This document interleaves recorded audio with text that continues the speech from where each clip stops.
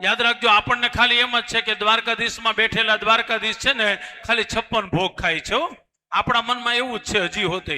પણ એ દ્વારકાધીશને અંદર ખાને પૂછો જીવનમાં કેટલું સહન કર્યું, તો દ્વારકાધીશ કે મારી જેવું સહન કોઈએ નથી કર્યું અને કોઈ કરી પણ ન શકે. હો હવે હાવ સાચું કેજો, એ હસ્તિનાપુરની ગાદી યુધિષ્ઠિરને મળે એમાં દ્વારકાધીશને ક્યાંય ફાયદો ખરો?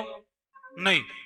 કોઈ પણ જગ્યાએ દ્વારકાધીશને ફાયદો નથી, પણ છતાંય દ્વારકાધીશે પોતાનો ફાયદો ન જોયો અને સમાજનું સારું વિચાર્યું છે. વ્યાસજીની કલમ એક વાત બહુ સરસ મજાની કહે છે, ફાયદો જોવે ને એને માણસ કહેવાય, સ્વાર્થ જોવે એને માણસ કહેવાય, અને પરમાર્થ જોવે એને ભગવાન કહેવાય. એમ સમાજમાં તમને મને જ્યારે પરમાર્થ દેખાઈ જાય, બીજાનું સારું થાય, ત્યારે સમજી લેજો આપણે હોતે ધીરે ધીરે ભગવાનની કેટેગરીમાં આવી ગયા.